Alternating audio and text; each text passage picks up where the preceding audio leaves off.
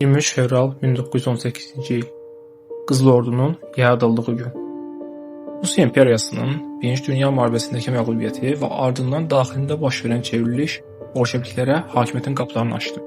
Sosialist ideologiyanı mənimsəmiş bu topluluq qısa müddət ərzində Qızıl Ordu adını verdikləri hərbi birliyini qurmağı bacardı. Bu ordu ilə bolşeviklər vətəndaş müharibəsini qələbiyyətlə bitirdi və ordu yeni qurulacaq sosialist respublikanın əsasını təşkil etdi. Maraqlısı bundadır ki, ölkəmizdə Qızıl Ordunun yaradıldığı tarix olan 23 fevralı kişilər günü olaraq qeyd edirlər. Halbuki tarixə nəzər yetirsək, bunun millətimiz üçün necə bir utanc qaynağı olduğunu görərik. Bəli, tarix bizi 106 il öncəsinə aparır. 27 aprel 1920-ci il.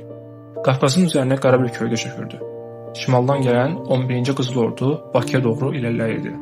Qarşılarında isə sadəcə 23 aylıq bir dövlət vardı. Azərbaycan Xalq Cümhuriyyəti. Bu sadəcə bir şəhərin ələ keçirilməsi deyildi. Bu, bir istiqlalın tutulması idi. 28 aprel səhəri Bakıda artıq yeni hakimiyyət elan olundu. Üç rəngli bayraq endirildi və Azərbaycan sovetləşdirildi. Kim buna inqilab dedi, kim isə işğal. Amma dəyişməyən bir həqiqət var idi. 1920-ci ilin aprelində Azərbaycan müstəqilliyini itirdi. Və bu tarix azadlığın nə qədər dəyərli olduğunu bizə bir daha hatırlatdı. Lakin ölkəmizdə nədənsə bəzi kəslər hələ də millətimizə bu zərbəni vuran ordunun yarandığı tarixi qeyd edirlər. Hər kəsin ağlında isə bir sual yaranır. Kim azadlığını və dəyərlərini əlinə alan bir ordunun yaradıldığı günü qeyd edər ki?